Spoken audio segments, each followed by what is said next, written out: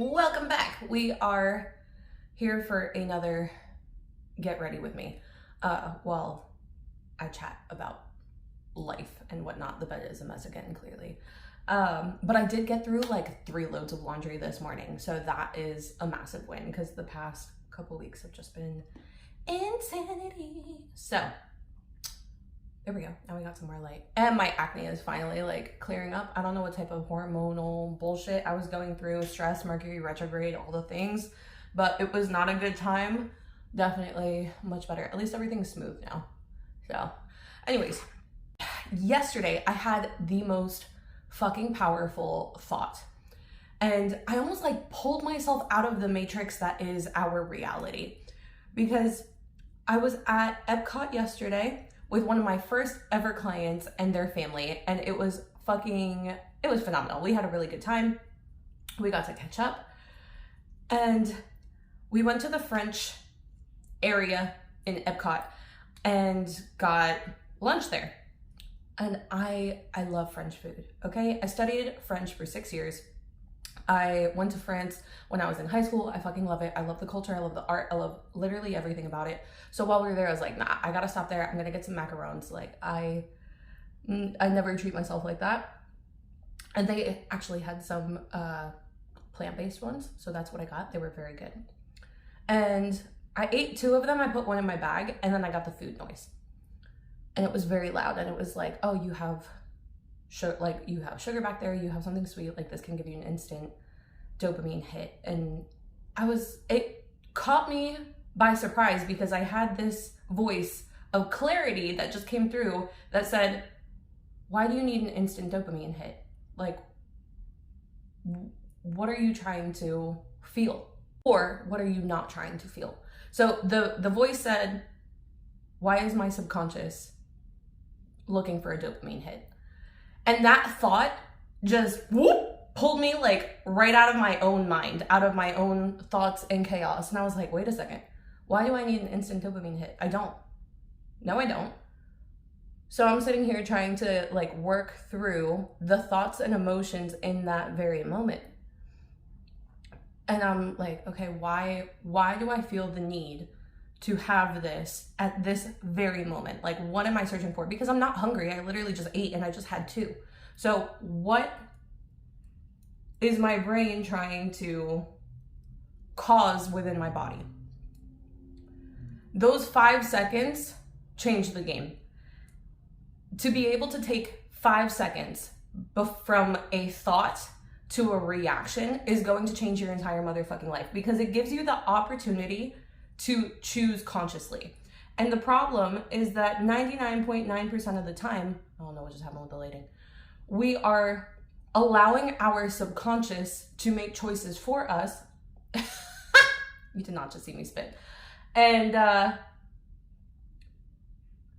our subconscious is always going to choose the path of least resistance and what it knows to be the most familiar. So if you've repeated a pattern over and over and over and over and over again, and every time you're like, oh, I don't want to feel sadness, so I'm going to mask it with a dopamine hit. And that could be in food, it could be in sex, it could be in drugs, it can be in literally fucking anything. Whatever it knows it's going to bring comfort, it's going to go to that first. So that can look different for everybody. That hit me like a truck yesterday. I was like, wait a second. 5 seconds, that's all it takes. 5 seconds for you to make a conscious decision and not allow your subconscious to repeat a pattern. And now that I've done it once, I'm doing it every time. Every time this feeling comes up, now I've interrupted the pattern. I've interrupted the behavior. And I'm continuously interrupting this behavior and saying, 5 seconds, okay, do I actually need this? Do I actually really want this?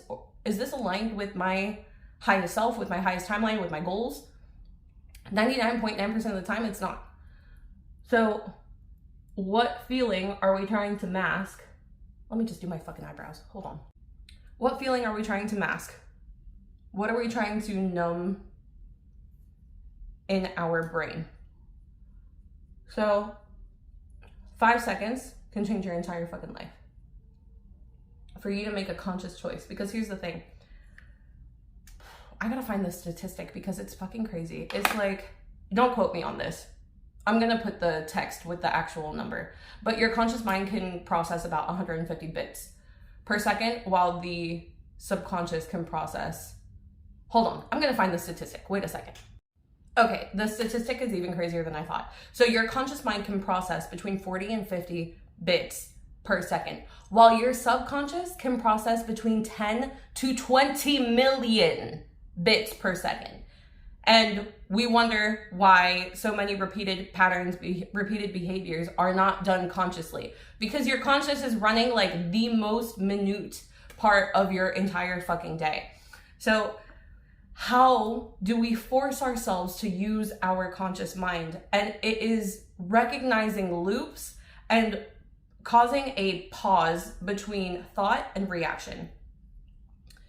So this can be applied to literally any area of your life. If you feel like you are addicted in any way, shape, or form to anything that gives you an instant dopamine boost that you know is not aligned with your highest self and your highest good. If you feel regret or shame after that, this is something that needs to be addressed.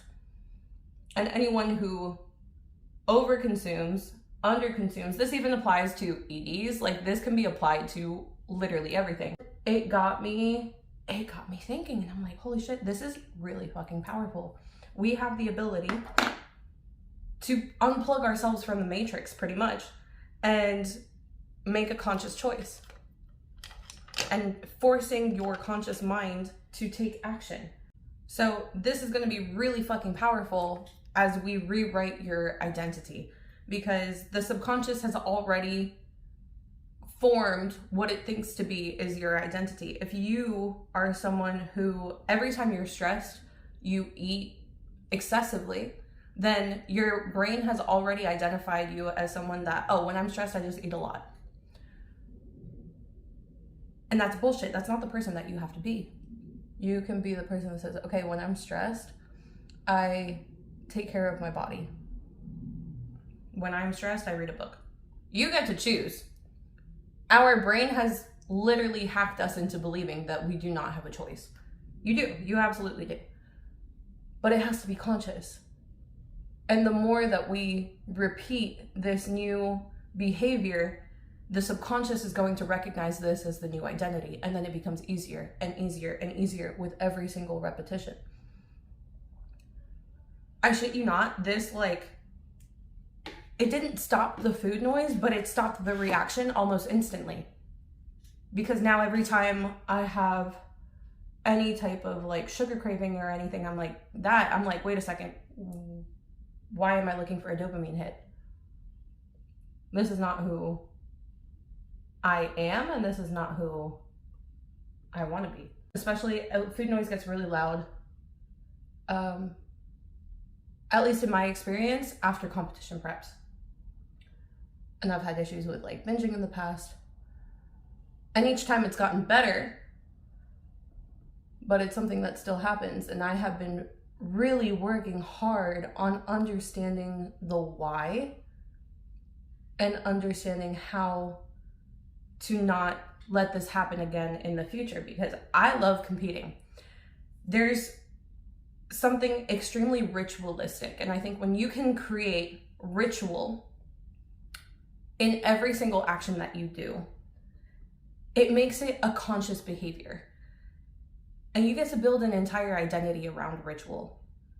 Oh, I'm almost getting a download. Hold up, that was very cool. So through ritual, we have to be very present, right? We have to be very conscious. If you light a candle, you have to be very conscious of your action. Nobody lights a candle subconsciously, right? Nobody just, if you have that behavior, let me know, because I'd be very interested. But when you sit down to perform a ritual, it's very conscious. You are very aware of every action. You have to gather all of the materials for this very specific intent. It becomes the conscious mind overruling the entire time period that you're performing a ritual. For me, bodybuilding, everything becomes ritualistic. Everything is done with so much intent and so much conscious mind that It's very empowering when you feel consciously in control. And truly, I think that that's why it's so difficult for competitors a lot of times after prep, because they've built up this identity, and as soon as we become a little lax, then the identity subconsciously is not being confirmed and everything kind of starts to go to shit. You have to still hold up so many of the same rituals and same behaviors after prep in order for the subconscious to be aware of, like, okay, the same identity is being reaffirmed, but there's going to be slight shifts. So instead of going from 0 to 100, which is going to wreck, and which is why, holy shit, this is so crazy now that I think about it. I had an entire identity crisis after my first competition prep because I gained so much weight so quickly. It was 30 pounds in 3 months, and I felt like I didn't even know who I was anymore. How am I a coach? And this just happened. How am I a coach? And I'm asking my clients to show up and to work out and to track their nutrition and their meals and all of that. And I, in that moment, felt like I couldn't. It was the biggest mind fuck. And I was like, how did I let myself slip like this? And it was because I did not reaffirm the identity that I had already built up after, while I was in competition prep. And I was so fixated on eating.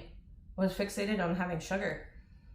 And I've clearly learned my lesson over the years, and I don't do that anymore. But at this point, I have such a deeper understanding of what I need and the identity that I've built up and that I'm still continuously building up, because it hasn't been perfect. My last show was, where are we? Like 6-7 weeks ago. Since then, I've gained probably like about 10 pounds. I'm not mad about it. But I did have behaviors that were not aligned with the version of me that I was in prep. And I've been catching it. And although I never went crazy with sugar, except with some dried fruit, but that's a story for another day. I learned my lesson with that, and I didn't do that again. I was like, this is not worth it. Where's my sharpener? Lovely. This time I have done a much better job keeping the same behaviors and actions in order to reaffirm the identity, which is why I haven't gained a ton of weight. And I'm also eating almost all the same prep foods. I've been obviously a little bit more lax, and now I go out with friends, family, whatever, and I can go grab a bite. But for the most part, like, I'm extremely conscious of what I'm ordering when I go out. I make sure not to have anything that has like a ton of added sugar in it. And when I'm in my day-to-day, I'm still eating prep foods. Like, I still love my cream of rice. You're never gonna take that away from me. Like, I love my cream of rice. I'm still eating chicken, rice, green beans, veggies. Like, none of that has changed. And that has made this process tremendously easier than in years past. So if you are in the process of getting rid of an identity and you've never had the identity that you're looking for, then this is going to be a lot harder. I'm just letting you know, because you have to prove to yourself that you can be somebody that you've never been before. Can you? 1000%. Living proof right here. But it's definitely way more challenging when you've never done it before, because the brain doesn't have anything to recognize as a baseline. So, that being said, 5 seconds, that's your homework for this week, is to give yourself 5 seconds between a thought that is going to cause either, if it's a craving, whether it's for food, drugs, sex, whatever the case may be, or between the thought and the reaction. 5 seconds for you to make a conscious, to pull yourself out of your mind, pull yourself out of the matrix, and choose consciously. So that's your homework. I hope that this was helpful, that it was insightful. It gave you a little glimpse into your own mind. If it was, if you learned something about yourself, let me know in the comments. Pretty please. Like, comment, share, subscribe, all the things, and I will see you guys in the next one. Bye.